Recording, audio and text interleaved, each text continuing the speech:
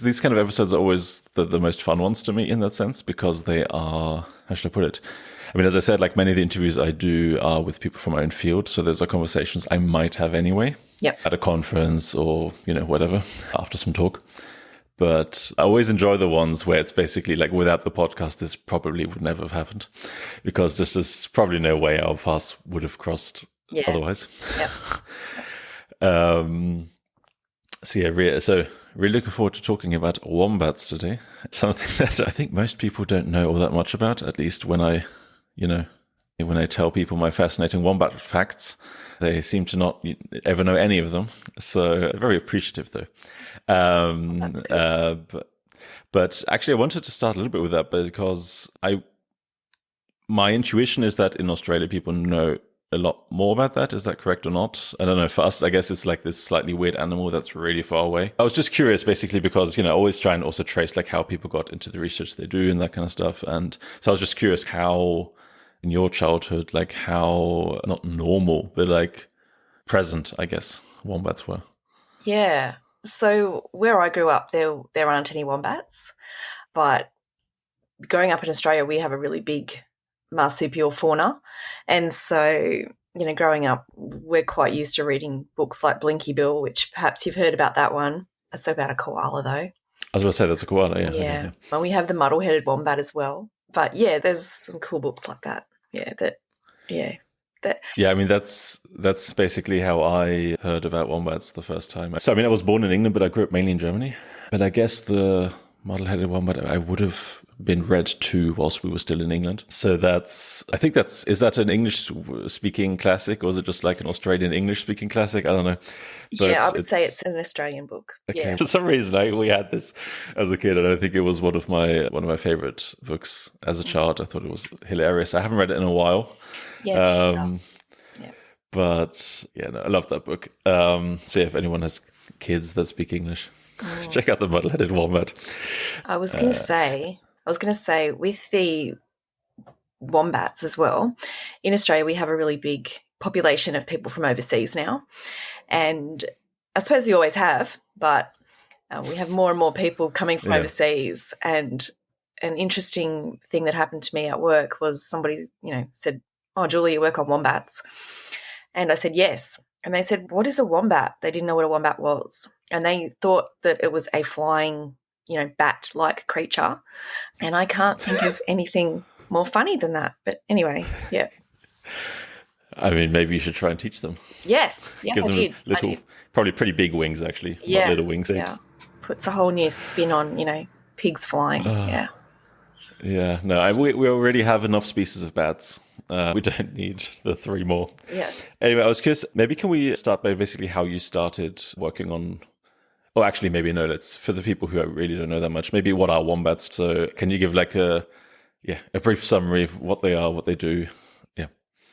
Sure. So wombats are marsupials. So marsupials are one of the 3 groups of mammals. Obviously, there's eutherian mammals like us, and cows and cats and gophers.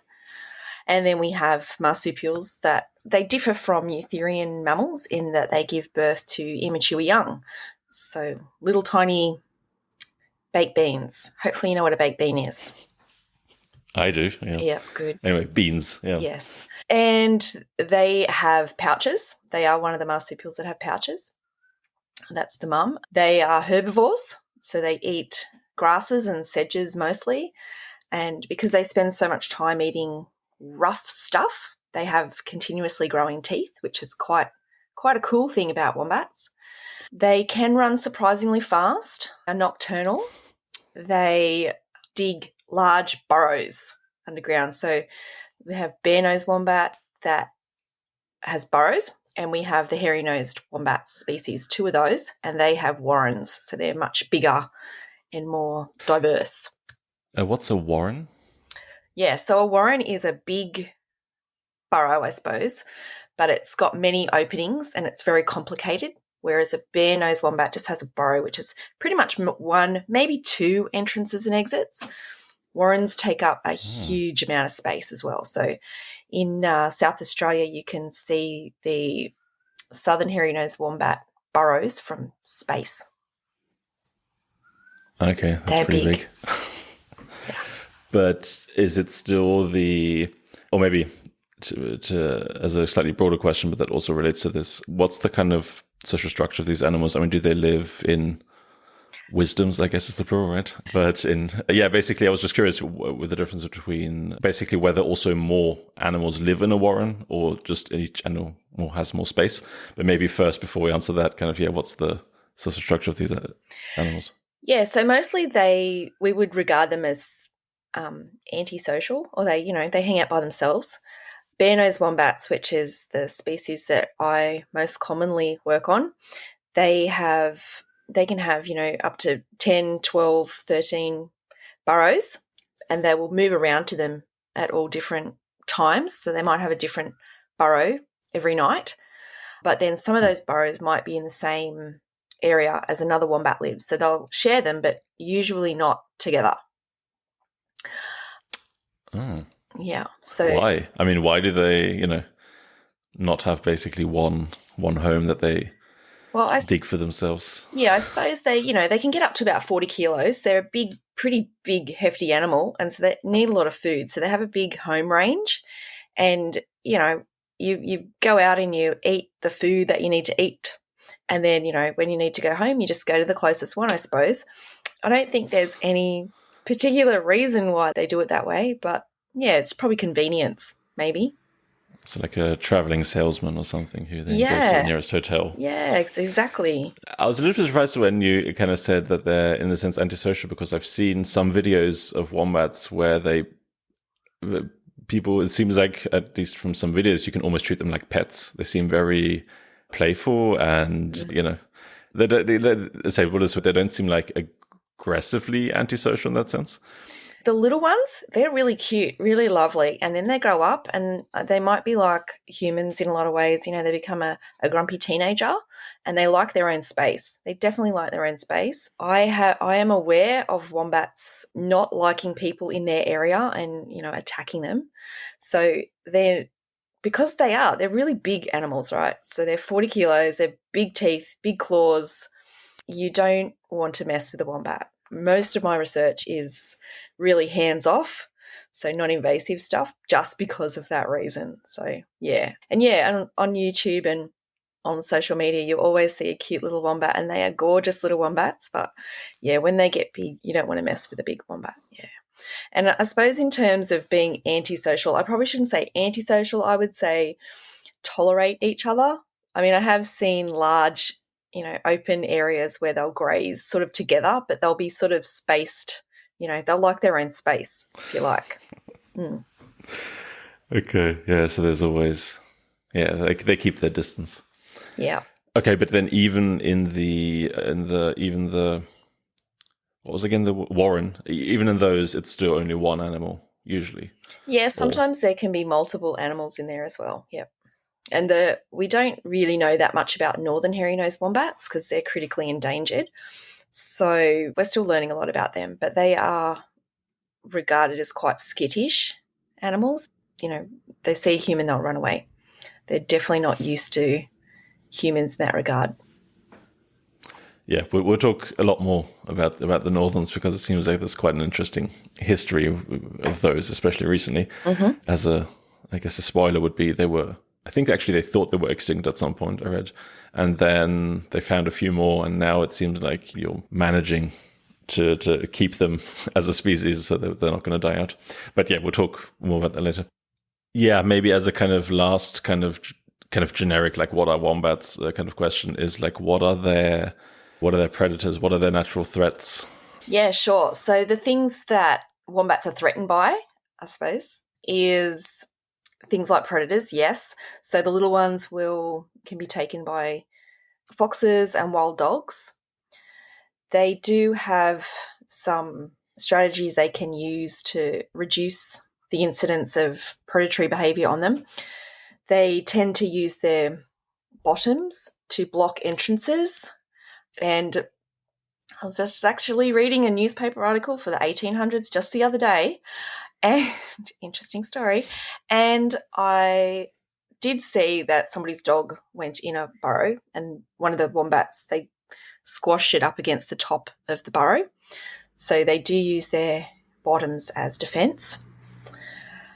So that's one of the wild dogs is a problem, and we can talk about that in more detail when we talk later about northern hairy-nosed wombats as well. But other things that impact wombats, of course, worldwide, just like many species, is habitat reduction. So in Australia, we've had a lot of habitat converted to farmland. Forestry as well is causing problems. And probably the two biggest threats to wombats, particularly bare-nosed wombats, are Sarcoptic mange and roadkill. So, yeah, wombats, big animals, they get hit by cars. It's not a good outcome for either. Yeah. I just had a random question just because something you mentioned right at the beginning that is still in my head. I think you said wombats are marsupials that have pouches. I thought all marsupials have pouches, or is that wrong? No, not all marsupials have pouches. A lot of the South American opossums, they don't have pouches. And, yeah, obviously the boys don't have pouches either. It's only the girls. I had never thought about that. Yeah. So the pouch, in the pouch, there's the teats. So, yeah. Yeah. Yeah, I mean, it makes sense once you say it, but I just never... I always, I guess because the pouches are such an unusual feature in general, like across all species. I guess because it's such an identifying thing, I always assumed all marsupials always had a pouch. But yeah, I guess Yeah, absolutely. Yep. Okay. Before we kind of start talking a bit more specifically about some of the wombat stuff, I'm just curious kind of basically how you got into doing research on wombats. So, yeah, I mean, I actually don't know. I think you didn't. Did you start off doing wombat research, or I think you started off doing other stuff, right? Yeah, so I can start at the beginning. So I grew up on a farm in the mid-north coast of New South Wales. It's pretty much in between Sydney and Brisbane, if you know your cities in Australia, about there. It's bush and it's close to the beach and things like that, so that's on the coast. And there's lots of animals around. Or being on a farm, I had lots of pets, things like that. Always loved animals. Always wanted to work with animals. Thought about becoming a vet. Didn't really want to do that. So did biology at uni and was offered a position to do honours. And I thought, yes. And there was a project looking at the immune system of the Tamar wallaby. And that just sounded fantastic. And the thing about immunology is that I really like that as well, because for me, immunology has a little bit of everything. It's got a little bit of biochem. It's got microbiology. It's just got a little bit of everything you can possibly think of. And, if you work with animals as well, you get a little bit of, maybe hands-on, get to hang out with animals as well. So it's great. So I did honours on the Tamar wallaby. And then... Sorry, honours is an Australian thing, right? Where you do like a year of research or something like that? Yeah, so we have Bachelor of Science degree and then you can do honours. So it's a 1-year thing before you go into a PhD. Okay, so it is kind of like a master's in that sense, Yeah, so we have masters as well now. Yeah. But, I'm probably older than... Yeah, and yeah...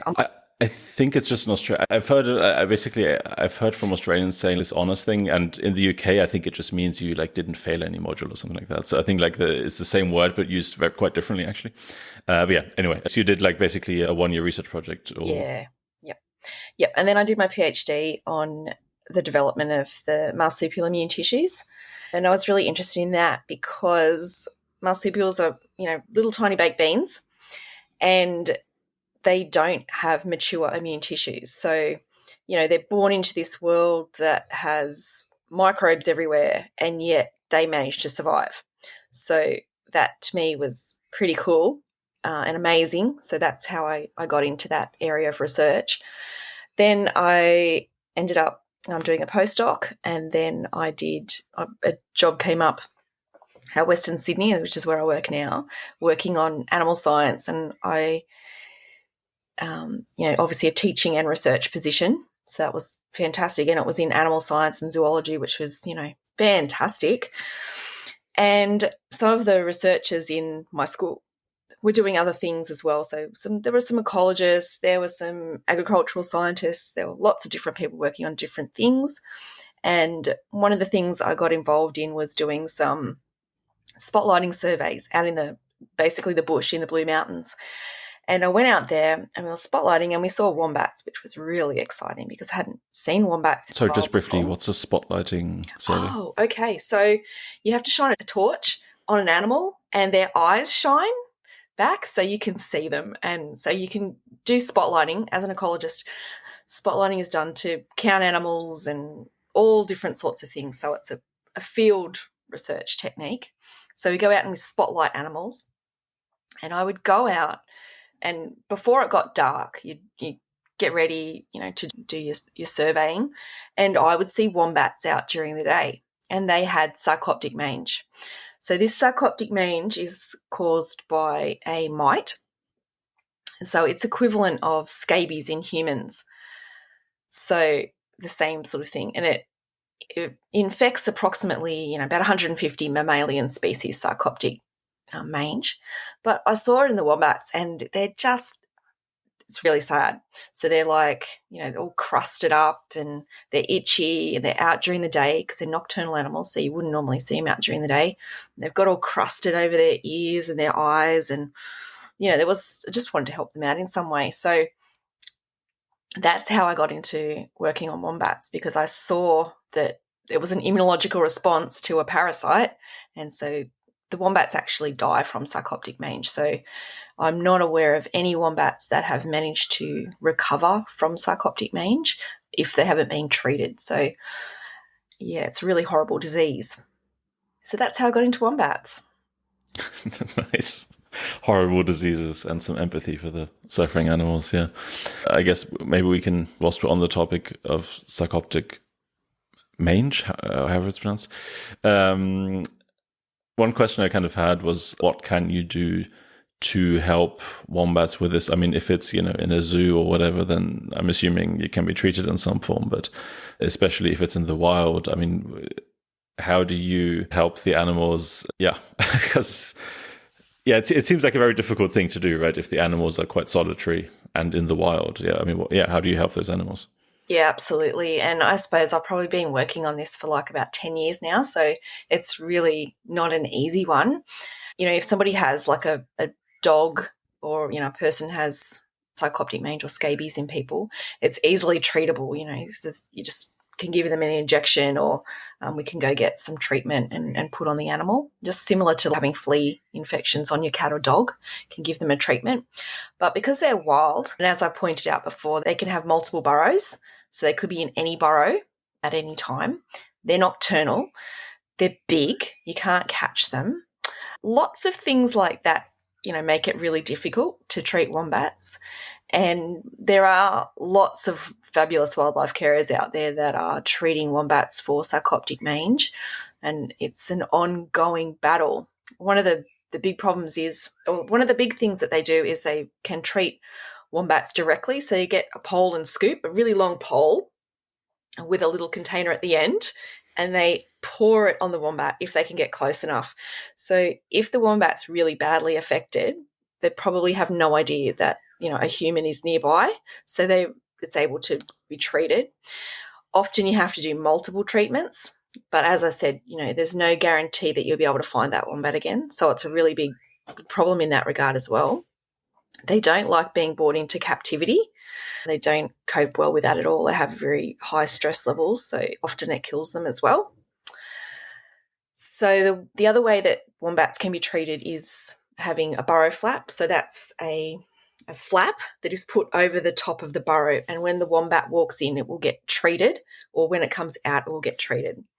But again, you've got to make sure that you've got the right burrow, you've got the right wombat, and you're not treating the wrong one. And obviously wombat burrows are quite big as well, so potentially other animals could be going in there as well. So that's a really hard question about how you treat a wombat. It's not a really easy thing to do. But there are people out there trying their very best to do that. As well as that, I should say, in a whole area, you might have to treat a whole heap of burrows. So all the wombats in the area are treated. However, you can just have one wombat come in that has sarcoptic mange and potentially, reinfects the whole group of them as well. So it's a an ongoing battle for many wombat carers. Yeah, one thing I was wondering, like, what exactly is the problem with, for example, with the flaps treating an animal that isn't infected, especially if you think there is an infected animal likely in that burrow, at least occasionally? Because don't you kind of have to treat the entire population to some extent? Or basically, what is the problem of treating an animal that isn't acutely infected right now? Yeah, I suppose if you put a dose on an animal that isn't infected, chances are it won't impact it at all. But again, if a wombat keeps being treated, and particularly if they get low doses, it has the potential for animals, or particularly the mites, to build up resistance as well. So that's a concern with a lot of people. So there's a lot of, I suppose, controversy about how much product to put in the treatment and how often you treat them. There's no magic bullet at this point on how to, treat wombats in the field effectively at the moment, or safely, absolutely 1000% safely. But there are a lot of carers out there doing it, and they do it really well. Yeah. And using something like a dart gun or something like that is an option. Or I was also wondering, like, setting up traps, but instead of like trapping the animal, you just but I guess that's kind of similar to the flap in a burrow thing, right? Yeah. So with trapping wombats, again, they're big animals. I haven't trapped wombats myself, but I am aware of some people that have. And bearing in mind that, let's just say politely, wombats have a bit of attitude. And so if there's a trap outside their burrow, they will stay in their burrow. They can stay in there, no worries, for a couple of days, just to be annoying to researchers. And another example of that is, we put infrared cameras on burrows so we can track the wombats getting treated and do other research looking at, coming and going out of the burrow. And depending on where the camera is set up, you have to put it in on a big steel pole, for example. We call them star pickets. I don't know if you have them there, but we call them the big metal posts. They're really hefty. You have to really use a big hammer to put them down really deep. But the wombat will come out and just, get its butt and its bottom and push the post. So there's a whole heap of videos on YouTube of wombats just, moving the camera back and forth because they don't want that camera there. And, they want it as a scratching post, but it's in their way. They don't like it in their garden, so to speak. So, yeah. Okay. So some of the depictions in the model-headed wombat were quite correct then? Like when wombat pushes over the scarecrow and gets really annoyed with it and that kind of stuff. It's absolutely not entirely unrealistic. Absolutely, they do that, yeah. And they're a lot smarter than people give them credit for, I think, too. Yeah. What is basically, how's it going with treating this in wombats? Is it getting better? Is it getting worse? Because I think it's a pretty big problem, right? I think somewhere you said it looks like 30% of animals are infected or something like that. Yeah, so it's really variable depending on the area. Some of my research, we've had up to 40% of the animals in an area. There is a national park in Tasmania that had nearly all the wombats die completely. So as I said, if there's no successful treatment of the wombat will die, unfortunately. So it's potentially it has the potential to allow animals in some areas to become extinct, like populations of them.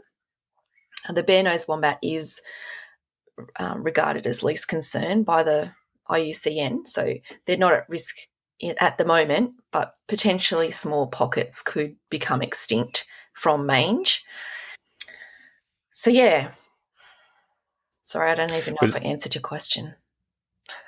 Basically how it's developing, whether it's getting better or worse. Yeah, so I would say it's probably a lot more interest and a lot more knowledge is occurring now, particularly lots on social media and people sharing stories about wombats being found with sarcoptic mange, treating them, those sorts of things. So the message is getting out about wombats and the threats that they have in terms of sarcoptic mange. So I think awareness is probably increasing in the Australian population, but I'm not sure that it's improving. Yeah, I guess awareness by itself also doesn't help. It's just a way to get something else to help, I guess. Yeah, I suppose in terms of the awareness, though, we have a lot more people treating wombats now. So I suppose in the past, it was very dedicated wildlife carers, but now we have members of the public treating wombats, being trained and treating wombats as well. So that's a positive outcome, I suppose. But, I mean, we have to ensure that those people are doing it correctly and, it's the best for the wombat as well. Okay, I didn't realize that. I thought it was basically, just very specialized people who do it as a full-time job or something like that. So we already mentioned earlier that there's, the 3 species of wombats, and that the northern hairy-nosed wombat is critically endangered? Yeah. First question, do they have this problem with mange? Because that would be a real problem, right? Yeah, so luckily they are the one species that doesn't have sarcoptic mange. So the southern hairy-nosed wombat does. It's near threatened, but it doesn't get it as badly as a bare-nosed wombat. The northern hairy-nosed wombat, no, doesn't have sarcoptic mange in it. Probably one of the reasons for that as well is that because their numbers got very low, and one of the big threats to the northern hairy-nosed wombat in the 1990s, early 2000s was actually wild dogs. And so to protect that population, because it got down to about, a very small number of individuals, so they put a fence around them, so a predator-proof fence to keep the wild dogs away. So in Australia, we do have dingoes and wild dogs, and they also carry sarcoptic mange. So it's potential that they could become infected, but they haven't, which is lucky. And so we've had, up until quite recently, 2 populations. We had one at Epping Forest, which was the original population that was surrounded by the predator-proof fence. And we had a population of those wombats were translocated to Richard Underwood Nature Reserve. So there's been those 2 populations for quite some time. The population at Richard Underwood is smaller because it's a much smaller site. And just this year, just literally like a month ago or so, we had some more individuals from Epping Forest move to Runner. We've had 15, I think, being translocated to that 3rd site, which is really good because it allowed the population to expand even further. And the last count, the population got down to about 35 individuals initially with the dog issues, and it is recently been announced that we've got about 400. So that's 400 individuals in the entire world. Okay, so they're more endangered than the giant panda. Everyone knows what that is. Not so many people know what the northern hairy-nosed wombat is. Such a shame. I'll have to work on that. But yeah, so it's a positive story, but it's got a long way to go. The other thing with northern hairy-nosed wombats, we've never been successful housing any in captivity. So there's no captive populations of northern hairy-nosed wombats. So yeah, they're fully wild, although enclosed populations. What does mean no success in having captive animals? Does it mean they just don't reproduce in captivity? Or because I'm assuming you would be able to catch them if you really wanted to. I mean, not you specifically maybe, but humanity would be able to capture them. Yeah, we just don't have the skills to look after them in captivity. I suppose there's a lot of animals that we don't house in captivity because they're difficult to house in captivity. And I don't think we've done it. I think we've maybe done it once in one zoo and it wasn't very successful. So as I said before, wombats are big animals. They get stressed out easily as well. And northern hairy-nosed wombats are very skittish creatures. So they're very, very wary animals. So more so than, the bare-nosed and the southern hairy-nosed wombats. Yeah, maybe a little bit more on the northerns. Can you say a little bit more about kind of the history of why they became so critically endangered? Because it seems to me like, I don't know, it wasn't entirely clear to me basically why that population particularly. I think on Wikipedia or whatever it says in the 30s they thought they were extinct, but then they found some somewhere or something like that. Yeah, I'm just curious. And I mean, I guess maybe if you want to tie into this also, I guess there used to be more wombat species. I don't know whether it makes sense to talk on this in one answer. Sure. So the northern hairy-nosed wombat did used to be found across sort of the middle section of New South Wales up into Queensland. So now I should say that those 3 sites now are located only in Queensland. So if we look at that area, it's undergone a very big change in terms of the habitat. So northern hairy-nosed wombats live in woodland, so it's quite open, and now, I suppose, European settlement came in and a lot of the trees were taken away, to make grazing land for cattle, grow crops, those sorts of things. So the habitat has changed dramatically. As well as that, Europeans brought things like foxes and cats that, have decimated Australia's mammalian fauna in general. So we've had a lot of habitat change. We've had predators come in and change. Smaller species have become extinct, and so it's changed a lot of the ecology of the area as well. So there's a lot of changes that have gone on, and I think that has probably impacted generally the numbers of northern hairy-nosed wombats, although we're not really sure how many there were to start off with. And as well as that, like I said, the wild dogs have been a really big problem. So, yeah. I should say Australia had megafauna previously as well. So we have the largest marsupial is a cousin of the wombats, and it's called a diprotodont. I'm not sure if you've heard about it. It's a pretty cool animal too. I think I have on Wikipedia gone through the list of extinct wombatiform or whatever it is. Yeah, I mean, it's basically like a wombat in the size of a cow or something, right? Oh, no. Much bigger than a cow. Like car size. Huge. Yeah. And they had a pouch too. Yeah, just great. God, that must have been a scary sight. Just one of those things running at you with 50 kilometers per hour. Yeah. It would have been cool to see. But one kind of general question I had about, I guess, preserving a species is, to what extent does it make sense to I might reveal here that I'm not from molecular biology with my question, but to what extent does stuff like cloning or saving their DNA or anything like that make sense? Or is that just, I don't know.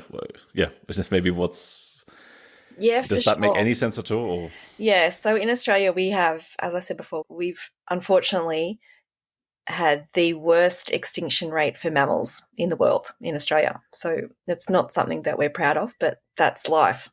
A lot of research is going into conservation of particularly marsupials, but all species. And we are doing things like banking DNA. So reproductive tissues are being banked. And I'm sure this is happening across other species across the world as well. There has been a lot of media interest in the thylacine, which is, of course, the extinct Tasmanian tiger. And it was made extinct in, I think, 1937. It was the last one in captivity, and his name was Benjamin. So there's been a lot of interest in trying to bring back that species because, So we've had a lot of interest in cloning and doing a lot of new techniques in a lab in Melbourne have been looking at that sort of stuff. But I have to say there's nothing that we're doing specifically for wombats at the moment. The bare-nosed wombat, it is least concern. The southern hairy-nosed wombat is near threatened, but it's relatively safe, and the northern is increasing in number. So the other thing with that is it's pretty rare to come across a fresh dead northern hairy-nosed wombat. So to even collect tissues for something, to preserve for later is a difficult thing to do. Where the animals are as well, where the northern hairy-nosed wombats are, it's quite isolated. So it can take hours to get there on lots of dirt roads. I myself have not seen a northern hairy-nosed wombat myself. So, it's a bucket list thing. Hopefully I'll get to do it one day. But yeah, it's not an easy thing to clone an animal, let alone, we just don't know enough about marsupials in general, or even these particularly endangered species. So we know a lot more about sheep and cattle and cats and dogs and things that we know about the wildlife. Okay, I mean, I said I don't know much or anything about molecular biology. I just assumed once you know how to clone something, you know how to clone most things, but I guess it's more complicated than that. Yeah, it's not really my area, but I know that we need to know a lot more about it. And also you'd have to think about the animals that you'd have to, all sorts of other questions that I can't even think about, like, embryo transfer. I know that we can do in some species of wallabies, for example, the yellow-footed rock wallaby, which is a endangered species, we can foster their young into other wallaby species. I'm not sure if that would work with wombats. We'd have to, that'd be a really difficult one. Yeah, I find it kind of interesting when you said that the northerns are so far away. I think it said on Wikipedia that what's it called, Ebbing Forest or whatever it is? Ebbing. That's a scientific national park, something like that. Is that a common thing? I've never heard of that. From what I understand, it's like this forest where you're only allowed to enter it with a permit to do research or something like that. Yeah, so as I said, I've never been there. So the national park up there, it's a scientific-based area. As I said, it's enclosed with that predator-proof fence, so it's really restricted access. So it's not something that you would normally go to a national park and have a picnic or something like that. It's definitely not that type of national park as well. And yes, it's really remote, so you'd have to take lots of gear to make sure that you could live, like water, your own food, like everything. It's really remote, so it's not an easy place to get to, and it's really restricted. Obviously, one day you think you're going to make it one day? I hope one day that I will get there. Yeah, bucket list stuff. Yep. You mentioned as like one of the main threats to wombats being also roadkill. I guess that's not going to be a problem for the northerns either. I guess it's kind of weird. They have this, they're the most threatened, but they don't suffer from any of the main problems that wombats have in general. I just saw you, I didn't read it in full, but I skimmed a little bit of it. You had a paper on, was it virtual fences for wombats? What's a virtual fence and does it not work for wombats? So a virtual fence is a fence, exactly what it sounds like. Okay, it's not quite imaginary, but it uses sound and lights to deter animals from crossing roads and getting hit by cars. And we did do a study down near the Snowy Mountains, which is sort of southern New South Wales, and we looked at before and after putting the virtual fence in place, and we found there was maybe a slight decrease in wombats that were killed by cars, but it really wasn't effective for the money and the time and things like that that goes in towards it. And some other people have done much more intensive studies with much larger size fences, and obviously it's only one habitat as well, one fence. So if we had more replicates in more habitat areas, we'd be able to test it more effectively, but we weren't able to do that, so I wouldn't recommend using a virtual fence for that. I know in Europe, I think they use them for deer. Would make sense. Yeah, and I think they're quite effective there, maybe. Yeah. Okay, but I guess do animals like wombats, or I assume that they don't just cross the road because they're kind of curious, but because it's like part of the, because there's a specific reason why they want to go to the other side. So is it that, do they still offer, I think I've seen it here over motorways where they have these like bridges for animals, where they have this like big bridge with like grass and trees and some that kind of stuff. But I guess they don't offer that, so the wombats just... Yeah, I suppose a lot of roads in Australia are, like we have, obviously big highways. We don't have anything probably equivalent to an autobahn, and we do have speed limits. I'm not sure that everybody sticks to the speed limits. Our speed limits are mostly 100 to 110 kilometres an hour in country areas and on big highways. That's our max. But they're not going to stick to that. Yeah. So, and we obviously have a lot of dirt roads as well. And we do a lot of travelling at night, long distances. One of the things that, because Australia has a small population, so I suppose we're limited in our funding as well. So it would be great to have more underpasses and overpasses and these sorts of things, particularly on the big highways. And I think that's increasing in number. We do have some fences along the sides of roads, for example, to keep kangaroos and wallabies off the road, and they're quite effective. But in areas where there's wombats, as I said before, wombats have a bit of attitude.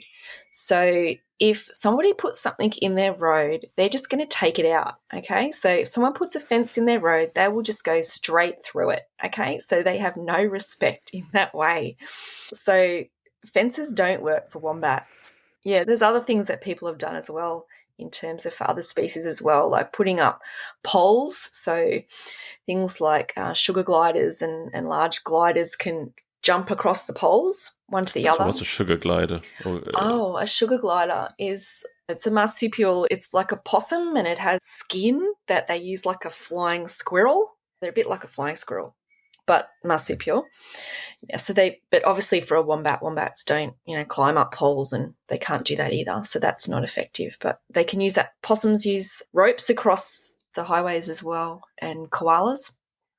But nothing is really suitable other than overpasses or underpasses for wombats, and they're particularly expensive to build, so it's a problem. Yeah. So I was just thinking when you mentioned, roadkill and deer in Europe. Recently, I was where I grew up, and I was cycling along the road. There was this accident on the side, just like police in a car, whatever. And you saw this animal, and I thought, someone hit a deer. And then the next day in the news, it said it was a wolf. Oh, right. So I was like, wait, we have wolves where I grew up in the woods. I did not know that, and I don't know whether I wanted to know that. Yeah, I don't know. I still haven't seen one in real, like, apart from that one, but yeah, that's great. Sometimes you're like, it's really sad when you see an animal. Usually it's quite sad when you see an animal killed in accident. But if it's like a large predatory animal, you're like, well, not too. Yeah, I don't want it running around where I go for a run in the woods or something. Yeah, that's the interesting thing about animals that are killed, I think, is, like you're saying, you've never seen a wolf in the wild. And a lot of people in Australia, I think, haven't seen wombats in the wild unless they're dead on the side of the road. So it gives you a bit of an appreciation that, there really are animals there, So, yeah. Yeah. I think I've said this before when I had an interview on bats, because there's a guy who does really cool stuff on spatial navigation in neuroscience and bats. And yeah, I feel like once you start looking, like just actually paying more attention to nature around you, I'm surprised at like how much is always going on. Like where I grew up, that we had bats there and wolves and like beavers and stuff. Like I barely knew that until started paying a little bit more attention to certain things, and then you see like suddenly all these animal species around you. Yeah, it's really good. Yeah. And I guess beavers are maybe a little bit like wombats in that sense that they don't like to, hang out in the open in the middle of the day where they can be seen. So you see like more the evidence of them rather than the animals themselves. With beavers, it's obviously the tree trunks with, cut, bitten off basically. Yeah. Actually, what are signs that you see a wombat? Is it just a burrow, just a big hole in the ground that's too big for a fox, or like how do you know there's a wombat? Yeah, well, if you don't see the animal itself. Yeah, so foxes actually do go in the burrows of wombats because we have introduced foxes, and we have other animals go in their burrows as well. But yeah, we know that wombats are there because of the burrows. We also see sort of telltale signs about them going in and out the burrows. So you can see their footprints, they have really cool feet, very cool feet. So you can see their little footprints. And one thing that is quite characteristic about wombats is their poo. Am I allowed to use the word poo? Sure. I mean, okay. Whatever you want. So they have this really cool poo in terms of animal poo, and it's a cube-shaped poo. And they tend to put their poop in really obvious places. So there might, for example, be a log, and they will put it on top of the log.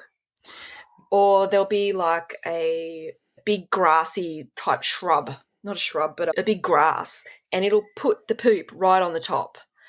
And I've often wondered how acrobatic wombats must be, because somehow they manage to put their poop up on things that I don't actually know how they could possibly do it. But somehow they manage to, and it's quite amazing. So we know that there is poop because it's quite large and it's quite unique in its cube shape, and they put it in really unusual places. Yeah. I mean, that sounds like an Ig Nobel Prize in the making. Like the acrobatics that wombats do to place their poop in elevated positions. I think that's something you should try and study. It's interesting. I don't think anyone has got video footage of a wombat doing this yet, so that would be quite cool. Yep. Okay. Yeah, I mean, I'd do it, but, I'm too far away from them, so I guess I'll leave it to you. Yeah. I'll keep trying. I mean, funny that there is like one, I should put it. I mean, I guess like especially when I do this podcast, right, and I talk to people who do all sorts of like research in species that I don't do, even if it's like closer to my own like decision making or social interactions, that kind of stuff. You have people who do study in mice and rats, I said in bats. I've had someone did something on bumblebees and mantis shrimp, and all sorts of species have been used for all sorts of things, right? And every time I talk to these people, there's a part of me that thinks, oh, maybe I should one day do like a 1-year sabbatical where I, do research on something like that and just do something completely different. And so I've been thinking about how wombats, that would be cool. But it seems to me also that because of some of the stuff you mentioned, that'd probably be difficult to study for the kind of questions I'm interested in, like decision making and social interactions, because they just not agree to basically do anything you want to do from them. I'm just curious, are there any studies like that at all in wombats? Or not that I'm aware of. I think there's probably some studies on, the shape of their brains and things like that, the skulls, things like that. But I don't, there's a few behavioural studies, but I don't think there's any sort of decision-making studies or things like that. Yeah, I think that'd be pretty interesting to do though. Yeah. Yeah, this is actually an interesting question in that. So I remember Nachum Ulanovsky is the guy who does spatial navigation in bats and has done some really cool stuff there. And basically, asked him like why he decides to do bat research when most of spatial navigation is in rodents. And basically one of the main things he said is that the cool thing about bats is that they, number one, are mammals, but they have a completely different way of navigating the world because they have sight and they have the echolocation. So you have a very different way for him as a researcher, a different angle to attack questions that we care about a lot in lots of neuroscience. And then I asked him later, if you want to, work on an unusual species, like how do you find a good, basically model organism to study something? And basically his answer was that, if you want to study one species, go ahead and do that. That's one thing. But if you want to also then have a connection to like the big mainstream questions, you have to have a species that had aspects that relate to, the big questions you're interested in. But I just couldn't find anything with wombats, to be honest. I don't know whether there's anything. There seem to me to be like fairly, they don't have anything that distinguishes them in a categorical way almost, where you, I don't know. Or is there anything? I'm not sure, but I know, in terms of animal communication, obviously they use scent as a really powerful tool. So they, their poop up high, obviously we're not sure, but presumably they're putting it there to mark their territory and let everybody know that, they're there. They're not super noisy animals. So it's sort of, they might have a bit like a grunt, so they're not, talking to one another like birds or something. They're not, particularly noisy, but they do a few weird noises. So yeah, in terms of communication, we don't really know that much about how they communicate. So that there's a whole area there for you. Great. I just moved to Australia and I'll spend the rest of my career just trying to get them to make some sort of noise, and they just don't want to. Yeah. Study their smells, work out what the smells mean. I don't know. Yeah. Okay. Actually, how do they navigate in the burrow? It's, dark, so I guess vision isn't going to be that useful, I'm assuming. Is it smell and memory mainly, or how does it work? Okay, so I could tell you something, but maybe I'll keep it secret. I'm working on something at the moment, but I think probably it's to do with whiskers. Okay, they got whiskers, whiskers, so they're using them tactile, feel around. They're not known to have particularly good hearing, but if you're out in the field and you're spotlighting, for example, what they'll do is they'll just stop and it'll look like they're listening, but they're probably actually smelling, because they can, smell from a long distance. So in the burrow, it's probably a lot of habit as well. We don't know. We don't know a lot about what they do in their burrows. Okay. So that's because I was especially curious if you mentioned that, you might have a wombat might have several burrows that they occasionally go to, but not that often. And then other wombats also use them. It seems, I don't know, like how many changes there would be to the burrow over time, or whether they're fairly stable. But it seemed to me that, you can't just rely on the memory of what you dug a few months ago or something. Yeah, I suppose, because somebody could have moved in and made some adjustments in that time. Absolutely. So, when they move dirt, they really moved. It's a mammoth job. So, yeah, it's a lot of dirt can get moved at any point in time. Yeah. Yeah. I still find it funny. So I recently read the book. Wait, what's it called again? The Secret Life of Wombats. Oh, yeah. And so that really focuses on especially, well, not only, but it focuses a lot of evolution, which I thought was a lot of interesting evolution in Australia. But also in the beginning, it focused a lot on the personal story of, what's his name, Peter Nicholson? Yes. And how he, as a teenager, just climbed into the burrows. Is it actually, so I think that book's 20 years old or something. I think that the book I read by at this point. And I think he said that, so basically the story is that like this Peter Nicholson guy, if I remember correctly, as a teenager, would just sneak out at night and like climb or crawl into these wombat burrows, and wrote quite a lot about like how it worked. And that was still one of the best like sources of how wombats actually are like, basically what they do. Is that still the case, or is that slightly outdated? Or yeah, I actually know PJ, so he's on the Wombat Foundation with me, but I've never spoken to him about that. But I'm obviously aware of, his work that he did in the 60s, sneaking out at night from the boarding home and stuff, the boarding house. Yeah, I've loved that book, The Secret Life of Wombats, as well. There's no way I would personally be, diving down wombat burrows. I just can't even imagine, because, there's not just wombats in wombat burrows. There's snakes and there's spiders and there's all sorts of other things as well. So I think since then, we've done some more research on that, and we've understand burrows a bit better.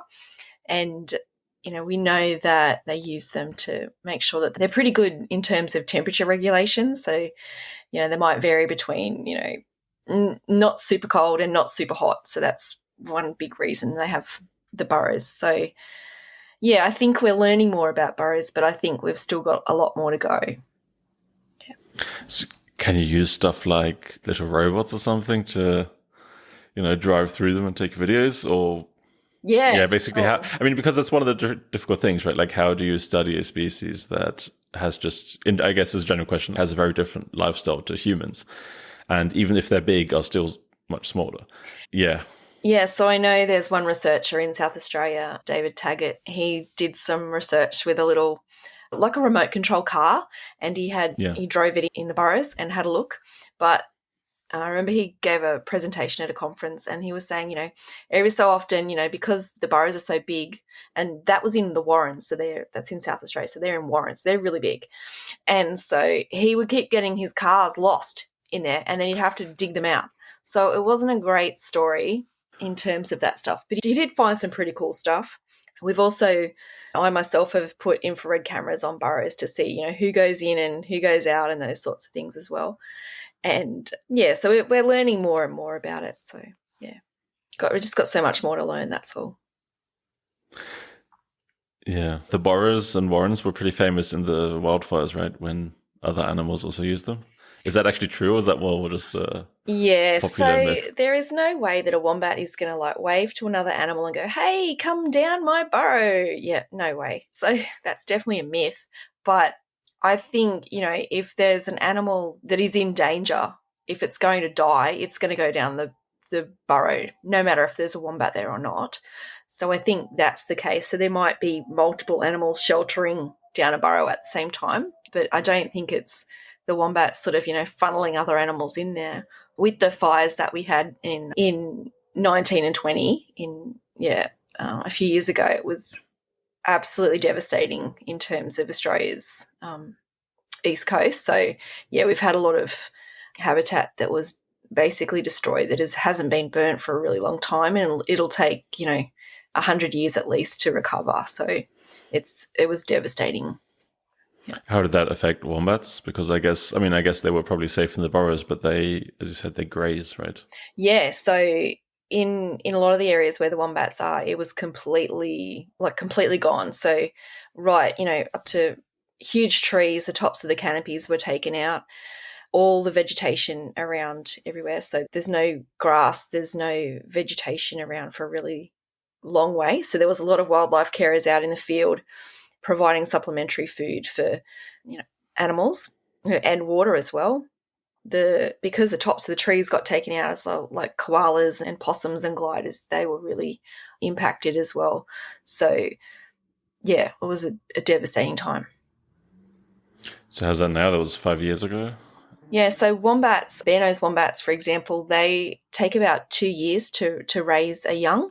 So it will take a long time to recover in some areas because the wombats were taken out. You'd have recruitment coming in from other areas, but again, it's going to take a long time. And if there was no food coming back in those areas for quite some time, the animals will, have to have moved on, or, and then be put at higher risk from predators and, roadkill and things like that as well. So it's not just the one point in time, it's an ongoing issue. So yeah, it's really hard to say. We don't actually know how many bare-nosed wombats there are. So we just don't know. We can't even work out, in a small area how many wombats there are other than spotlighting, because, we could go around and maybe count the burrows, but we don't know how many burrows go to one wombat and things like that. So it's a really hard thing to work out how many wombats there are. But I mean, it seems to me that for the bare-nosed also there are at least enough that it's, from what I understand, it's not like a, Yeah, they're not at risk of extinction, no. If I remember correctly, you have a website or a project, WomSAT, yes, to do that. So how does that help track, or what exactly is the purpose, and how does it achieve it? Sure. So WomSAT, it stands for Wombat Survey and Analysis Tool, and it's a citizen science project. So as I've said, I study Sarcoptic mange, and one of the things was I wanted to look at over the long term, because Australia's a really big place, I can't go everywhere and study every aspect of it, every area. So I was looking at getting people on board to submit their sightings of wombats. When they do that, it tells us information about where they are distributed, if they have sarcoptic mange, if they don't have sarcoptic mange. And then in real time, it can tell us things like, was it the habitat that is the issue? Is it rainfall that's an issue? What other factors are impacting sarcoptic mange in areas?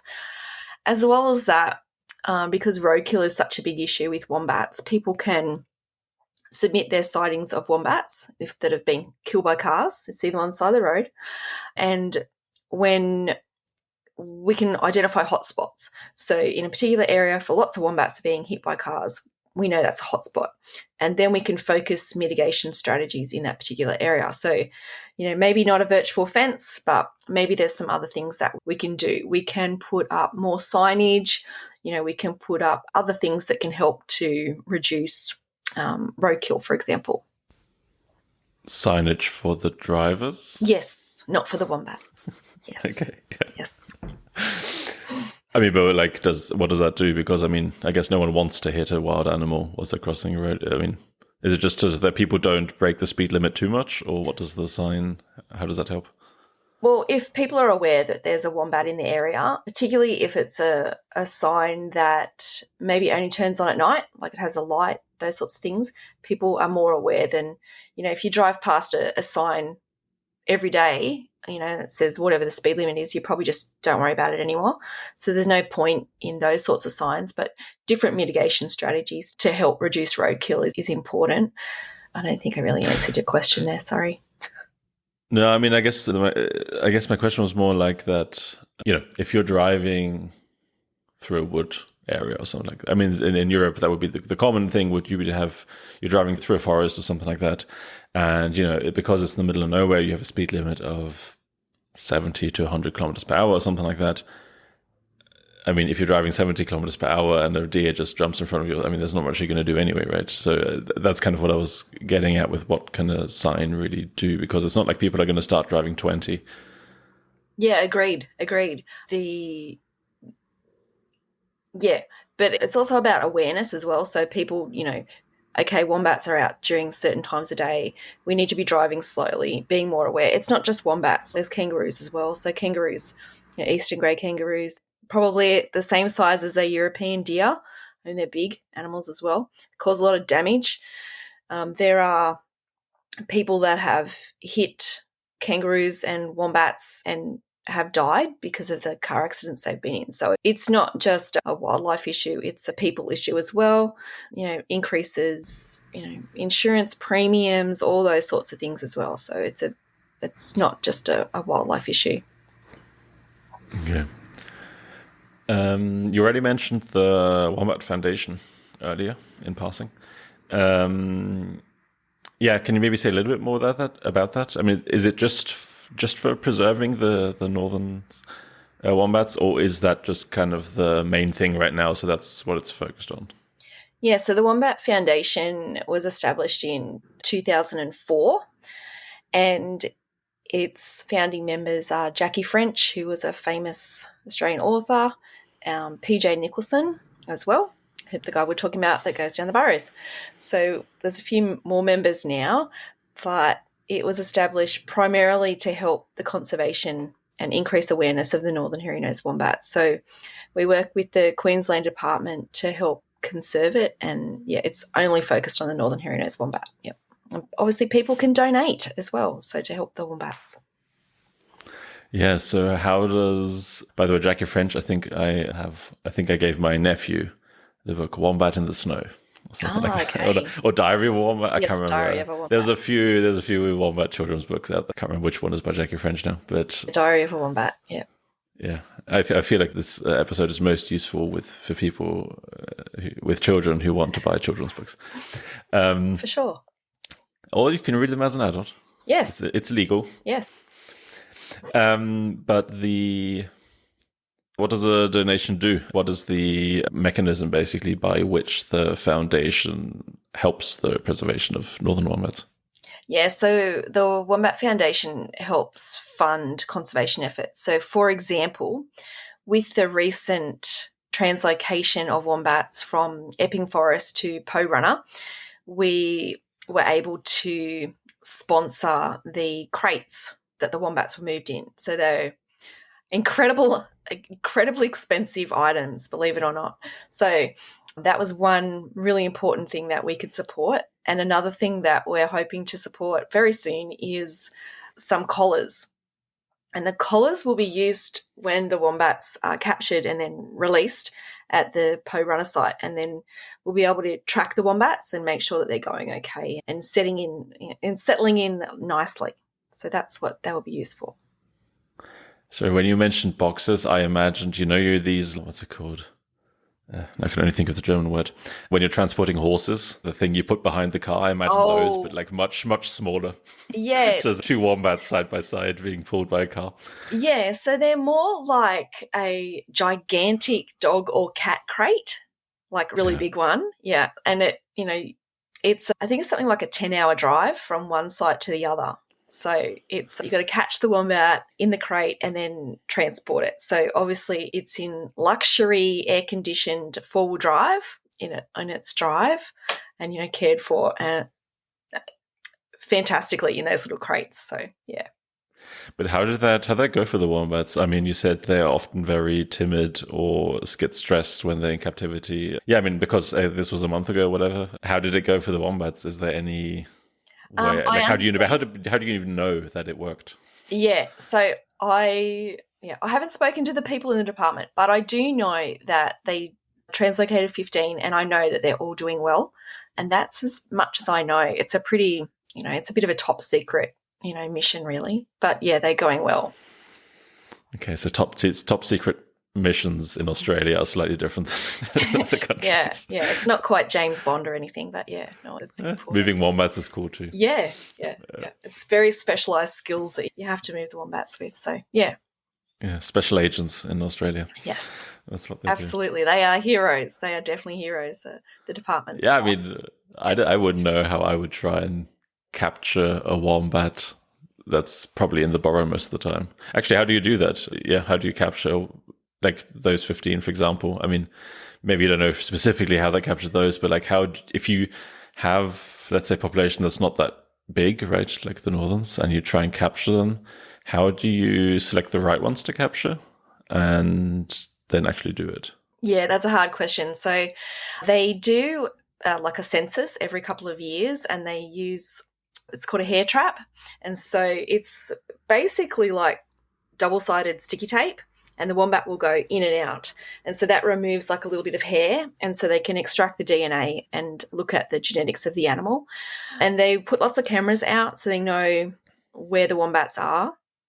They might know that a particular burrow has a particular female wombat in it, for example, that they want to include in the translocation. So that's how they know where the wombats are at the time, and they do that quite intensively. Obviously, if they're going to do a translocation, they would know that. And then how would you catch the wombat? You use a really big cage trap. So, yeah. And it's I think there's a pedal. I suppose it's like a big mouse trap, but it's all enclosed. Okay. I don't know how to describe that.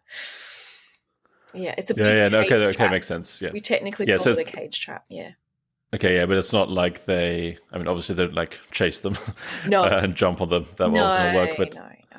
They obviously was. I was wondering, like, maybe they, knock them with a dart gun, knock them unconscious or something like that. But they just, I'm not aware that they did for this. Yeah, if we were, for example, if there was a research project where we might have to, take a blood sample or something like that, we might have to anaesthetize the animal. But I don't think they did in this case. Yeah. Mm-hmm. So I just had a really a kind of random parallel. So basically, you're taking 15 animals out of 400 and taking them out of the population to start a new one, and presumably you'd want young, healthy animals that can reproduce so they can start a new colony. And then it somehow made me think of brain drain. When young people leave a certain area, then it's just the older ones are left, and that's often not, it's an economy, it's not good.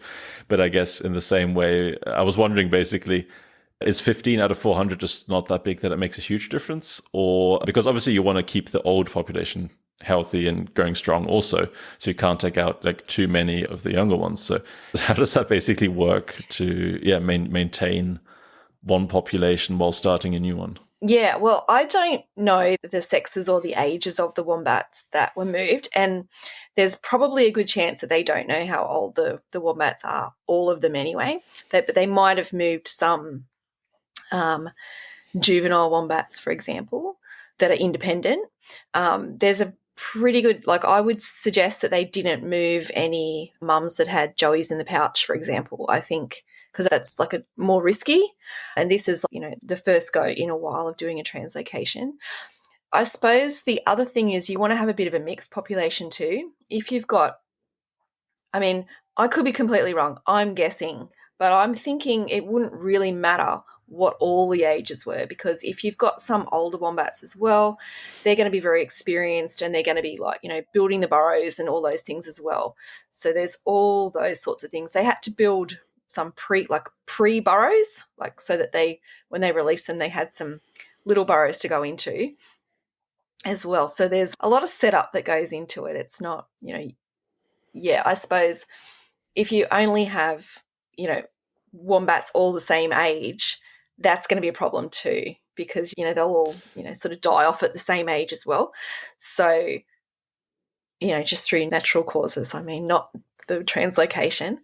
And so I think, and the other thing that they're going to do is they will be translocating more at a later date. So I think that they're going to translate up to about 40 over the next few years. So that they're just doing it in stages.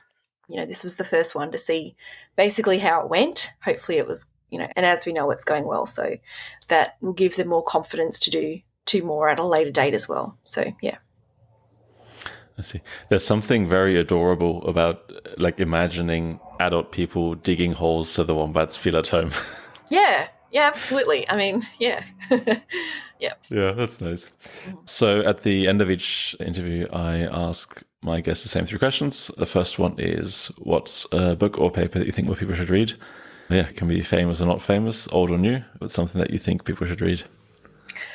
Well, you already stole my idea, but I think The Secret Life of Wombats is definitely a good read, particularly because it's telling a fantastic story. And, if you have little kids, definitely Diary of a Wombat is the way to go. And if you want to know more about wombats, you probably want to look at Strand's Mammals of Australia.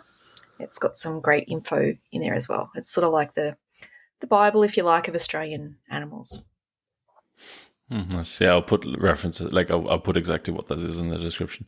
Mm-hmm. Yeah, the one thing I just found slightly annoying in general with trying to read up on wombats is that it seems like there's not that many books out there. And if I remember correctly, The Secret Life of Wombats is actually not even in print anymore. I think I had to get a second hand copy or something like that.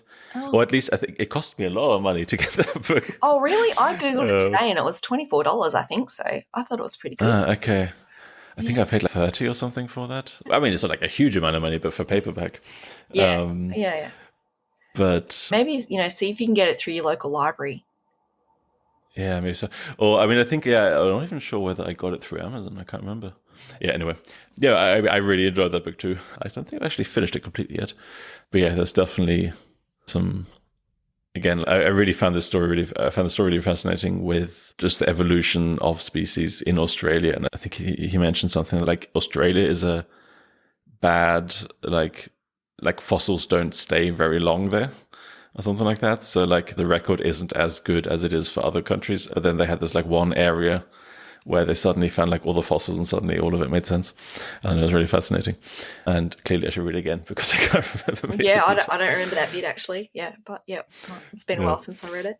Yeah, and of course, I mean, the model-headed wombat, I guess, would also be... Yeah, but, don't pigeonhole wombats. Like I said, they're actually smarter than we give them credit for, I reckon. That's true. The model-headed wombat is not particularly smart wombat. Yeah. It's not really PC. Yep. Second question is, what's something you wish you'd learned sooner? This can be from your work life, from your private life. I don't really care. Just something you think if I'd learned that a little bit sooner, maybe it would have helped me out. And then related to that also maybe like, how did you learn it or what did you do about it? I don't know. In terms of my work-life balance, I probably have to say that, everybody asks me to do things and I probably need to say no a bit more, but it's really hard to do. And I suppose if I said no, I miss out on opportunities that, sometimes happen too. So it depends what it is, really. Yeah, I was about to say, I mean, you're talking to someone who mailed you a few weeks ago, whether you can... whether you can talk in a podcast or not, Yeah, but saying no is that because you're just very curious or because you don't want to say no to people or... Probably I don't want to say no to people, but, I do like to help people too, but probably sometimes in terms of your job, you need to say no to balance and, other people need to do their job too and things like that. So, and learn and, things like that. So, yeah. That. Yes. It's a tough one. Yeah. Final question is, so I mean, I started my postdoc relatively recently. Any advice for kind of late stage PhD students, early postdocs, something like that? Yeah, just any advice you want to give people like me? Yeah, I wish that I'd taken more opportunities to go to conferences and do networking. I think networking is super important. So getting out, meeting people and going to as many conferences as you can because you get new ideas and it's really inspiring and you can make connections to the weirdest things that you never thought you would do, and it gives you new and fresh, innovative ideas. Okay. Network. And then in the same breath, I would say, if somebody offers you something, say yes, because, maybe 50% of the time it never pans out. So my thing about saying no is really important in some cases, but yes in others. Is that a bit of a stage you're in your career where as a PhD student postdoc, you also get fewer opportunities than if you're already a professor? Or, when should I say no more frequently? When should I say no less frequently? I think you have to say, I think it's really hard to judge. I think it's a really hard thing to do. But I think, like I said, going to conferences and meeting people and networking gives you more opportunities. And the more opportunities you have is good. Yeah.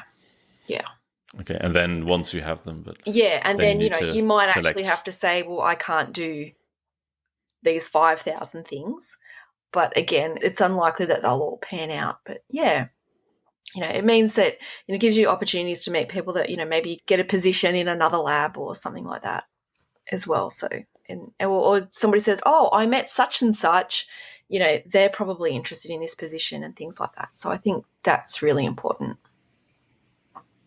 Okay. Yeah. Then I think that was it from my side. So thank you very much. Thank you.